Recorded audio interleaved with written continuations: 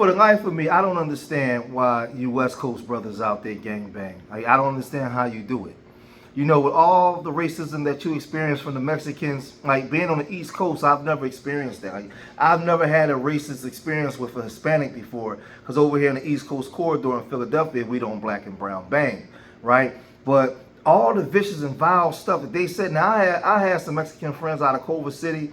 I had some Mexican friends in San Diego. So I already know some of the things that they may say, because I even had a Mexican homeboy tell me one time, talk bad about black people on the West Coast. He said, well, you guys are different. You guys from the East Coast, and we don't live around each other, so we see you guys different. We do business, and just he would talk down on them, and by the same time trying to befriend us, and that shit was confusing to me, right? But I'm saying all that to say, you got this with all the stuff that's going on now. You got this Mexican guy. He's going around saying a whole bunch of disparaging things about black people, right? Horrible things about black people online, and he feels as though he can say it because he's a so-called brown person when he's not, right? He's not really a brown person. He's more of a W, because, you know, when he did his DNA, it showed that he was like 50% something small hat, right? But then the other side is you know, that Mexican stuff. But he's been saying a whole bunch of disparaging things about us, right?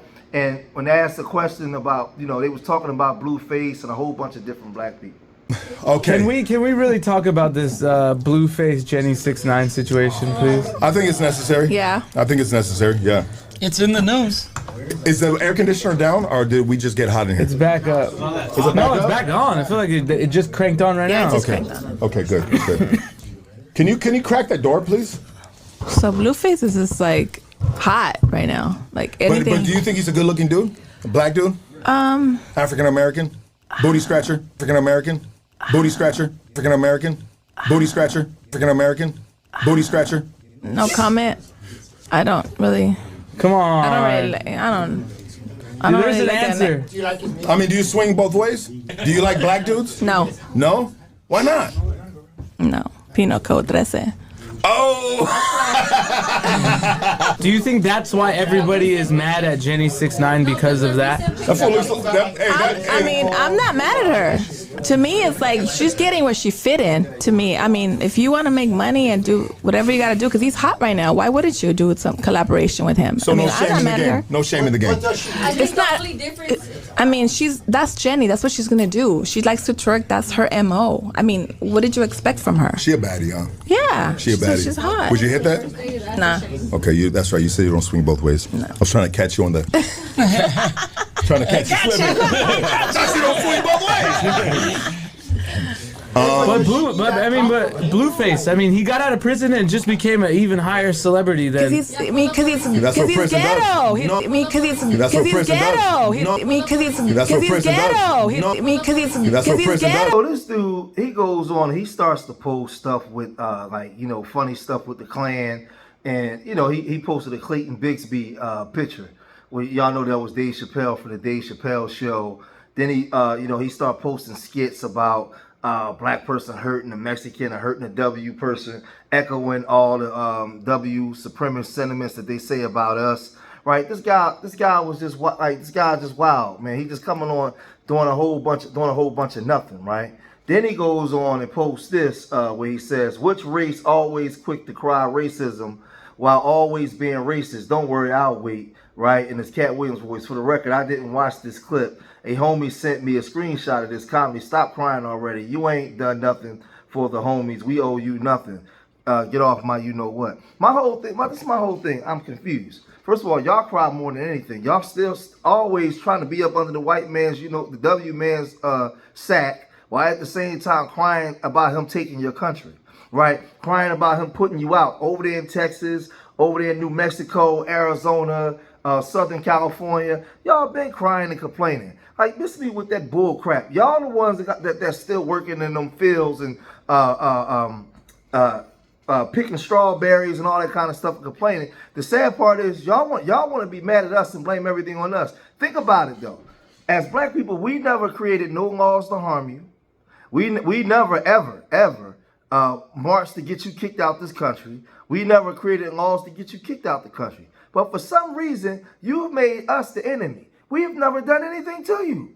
All that stuff comes from the W man who you desperately wants to be up under, right? Whenever there's crime, 90% of the time is another Mexican harming another Mexican. It's not us, right? So this guy, he's now going on hard times because he had something real bad happen to him. And guess what? It wasn't black people that did it. It happened amongst his own people. But yet and still, they always try to find some way to throw us up under the bus or just add us into their stuff that we absolutely have enough foundational black Americans have nothing to do with. And it's Loca, your co-host. And we're here in K-Town, and I'm here to try the Don Chilaquiles. I heard they're fire, so we're about to find out, and I'm here with the homie Lucky, the legend Lucky. So I just want to know what's going on with the studio, man. This is crazy what we found out, and I'm really devastated, but we're going to get back up, and we just want to know what's going on, Lucky. Well, I'm going to leave it in God's hand. I'm going to leave it within the community of how we get back up. You know what I mean? If we see some signs in the road, or if there's an overwhelming abundance of supporters that want us to get back up and keep moving, then I'll take that as a sign from God as well, you know. But everything, like I said, happens for a reason, you know. This is a blessing in disguise. Sometimes we don't know, you know, why certain things are happening. But I believe this is in God's working, and when He speaks, we need to listen, you know. Right. Real shit, you know. Is it devastating? Yeah, you know what I mean? It's my baby, you know what I mean? It's something that I've been fertilizing for 7 years to grow, and it's helped out a lot of people, you know. Yes. Break my heart a little bit at first, but at the same time, it gave me a sense of relief to know that it's time to regroup and redirect and elevate. Definitely, yes. You know, if elevation in that space is what God wants, you know, then elevation in that space is what we'll do, you know. And what I tell you last time, for every breakdown there's a breakthrough, and I truly believe in that. No, 100%, and I love that you said that too. And just to, you know, just keeping it 100%. And sometimes loving or hating with what one person said. Now again, we feel nothing. That's none of our business. You know, he read what he saw, and the sad part is his so-called enemies, these were what they call them, vatos or whatever they call themselves. This was them. It wasn't us, right? So now he's in studio making fun of black people. He got that woman on there saying that they don't like black people. Where we're not doing nothing to him. He not walking down the street worrying for his life from black people. He worried about other Mexicans. That's his issue.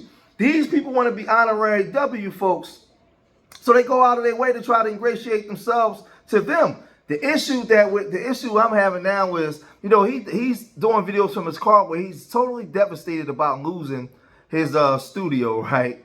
And he's basically starts to give details about what happened. With that said, love and respect to everyone that's reached out, what they love and they respect and they support for Hoodstocks. You the real ones. 7, 8 o'clock, 9 o'clock this morning, bzz, bzz, bzz. You know, the cell phone thing, right? You know, it's going off the hook. Finally get my lazy ass up, open it up. I got 100 texts. Pepita's blowing me up, and the owner of the building's blowing me up. So I said, something's not right. Talk to the owner. The owner says, sir, the building is on fire. Please get there as soon as possible.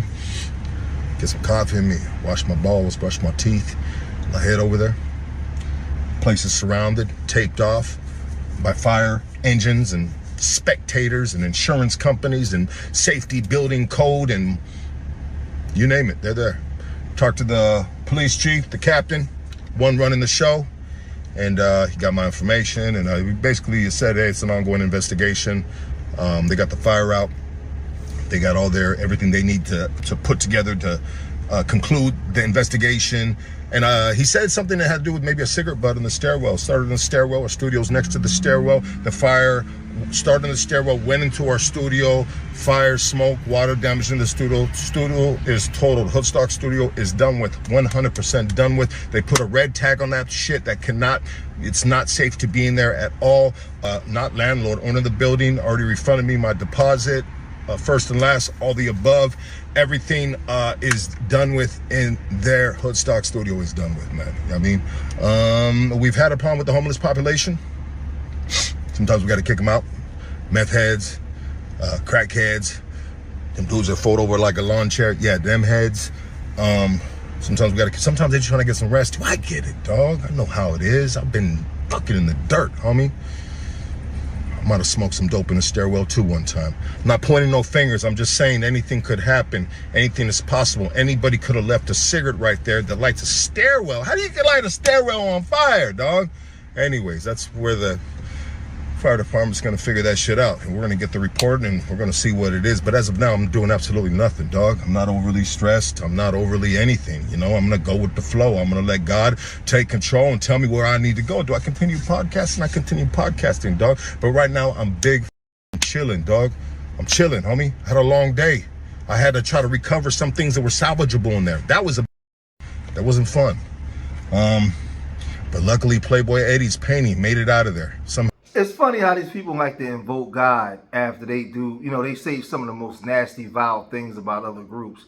And the whole thing is, you know what's funny? When I go to do my live streams, I never clicked on my stream and said, hey, I'm going to say racist things about Mexicans. Or I'm going to say racist things about Puerto Ricans or Dominicans. I've never done that. I've never even thought about to do that, right? Because at the end of the day, as foundational Black Americans, we don't think about them like that. It's like we live rent-free in their minds, right? So now your studio burns down, and, you know, I feel as though, like you saying, well, God's going to fix it. I feel like that might have been God doing it because you're wicked. You're partaking in wicked behavior, and you're echoing the sentiments of wicked people. You know that you're wrong when you do it. And then you try to say that, well, it's all just jokes, right? Now, you got some Hispanic or Mexican podcasters that don't do that, that don't just go in on black people. Because this is the thing. You can have Mexican pride all day. You can have Mexican pride without disrespecting black people. I got black pride. I don't come on here and just disrespect other groups. For what? For what? What does that, first of all, what does that say about me as a man and my character to just go in on other groups for no reason at all? What does that say about me? Right? That's number one. Number two, I have no reason to. Right? As a Black American, we got it going on. We're popular. We are the it. So I don't have to go on other groups in order to feel important. So now your studio burned down, and now you crying. But man, listen, he reaped what he sowed, man. But y'all let me know what y'all think, man. If you made it this far in the video, hit that like button, subscribe to Street Media TV. Leave your comments in the comment section. Remember, I love y'all. Till the next time. Peace.